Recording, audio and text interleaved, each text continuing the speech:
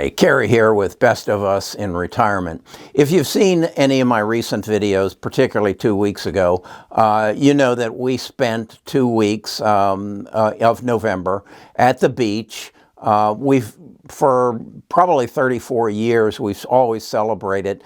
Our family has always celebrated Thanksgiving at the beach down at Santa Rosa Beach. And this last Thanksgiving, we stayed at Watercolors. And we come home and we always ask ourselves the questions: should we move down there? And we've pretty much locked in that yes, we should. And so I got to thinking, what are the reasons that you might consider moving in retirement? And what are the considerations that you need to take before you make the decision? Our big decision maker, and I've come up with 5 of them, and that is a lifestyle. I'm much more active down there. I ride my bike more. I actually ran in a 5K. Nita and I go walk somewhere to have coffee. We meet more people. As we said the other evening, if we went there, we'd have a group of friends, and in very short order for coffee, I'd have a group of people that we all talked about investing and retirement life and the things that I'm interested in. So lifestyle is number 1. Number 2 is getting closer to family. We do have, my son lives down there, and 2 granddaughters. My grandson lives in Atlanta, but I'm sure he'd love to come down and visit anytime that we would want to make our accommodations available to him. Health. I don't know that the healthcare system would be better. That's something I got to look further into. But I know my activity level would be better. I would get out and, as I say, get more exercise. I track my exercise on my Fitbit. As I look back, I hit those 10,000 steps that the Fitbit challenges me to do every day. Virtually every day I was down there. Since I've been back, I have not. I spend more time in my office. I spend more because it just isn't as inviting. I mean, down there, I would love to get up early in the morning and see the sunset or sunrise from the beach, and then in the evening go with a cocktail and walk and see the sunset at the beach. It's just much more appealing. At least it is for me. The climate. I enjoy the climate down there. The heat doesn't bother me. The world now has air conditioning, so Nita doesn't like the heat, but that's when we travel, as is during the summer. So we've talked about that. And then cost of living. Cost of living is a consideration, both positive and negative. So what I decided to do was find some place that I could compare the cost of living from Birmingham, Alabama to the beach. The first thing I looked at is another city I really enjoy is San Francisco. And so I went to this website I found. It's called NerdWallet, and I'll take you there and show you what I found. In NerdWallet, it showed me that if I moved to San Francisco, my cost of living would go up 232%. Can you imagine that? Housing costs would go up 382%.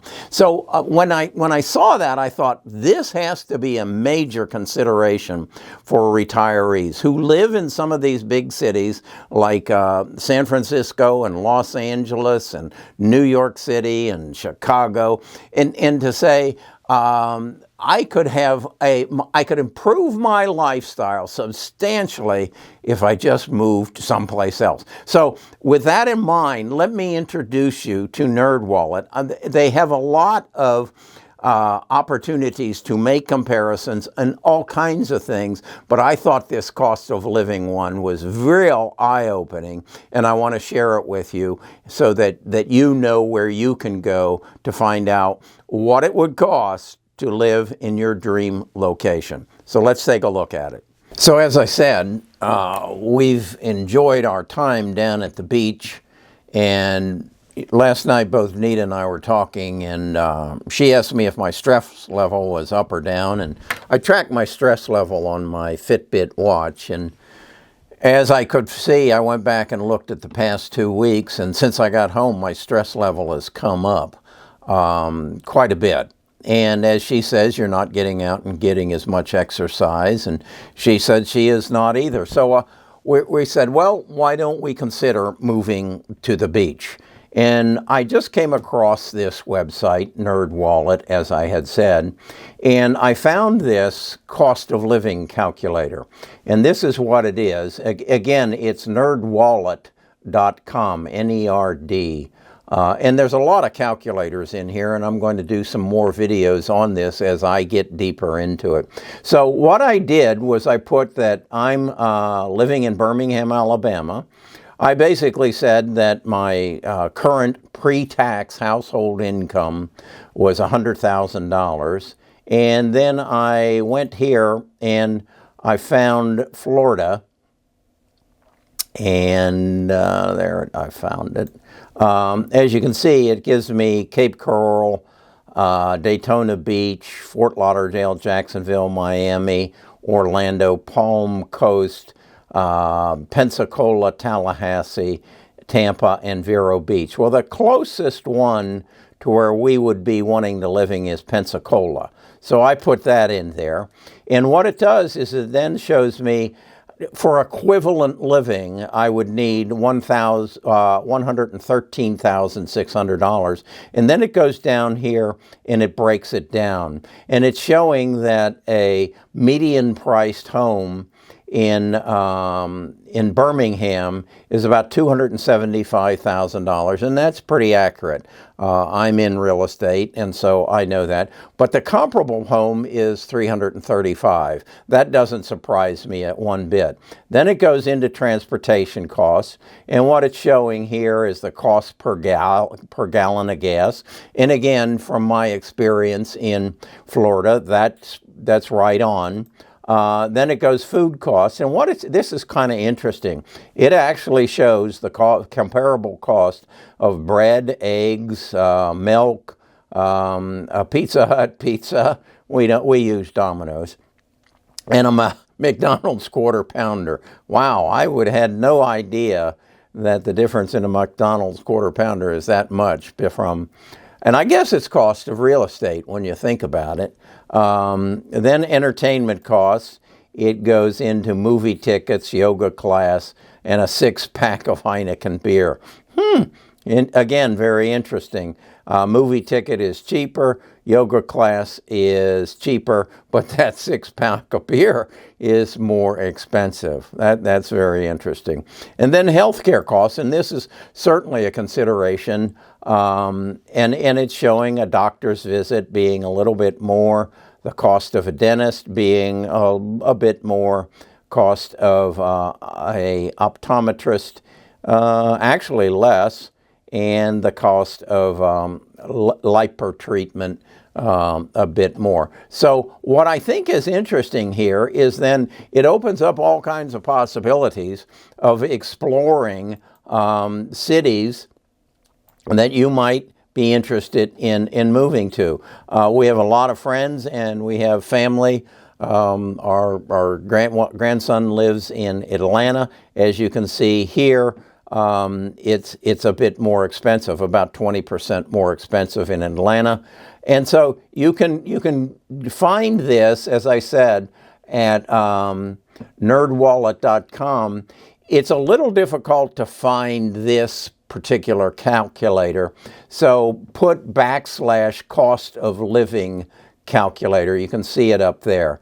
Cost of living with hyphens calculator, and that'll get you to this.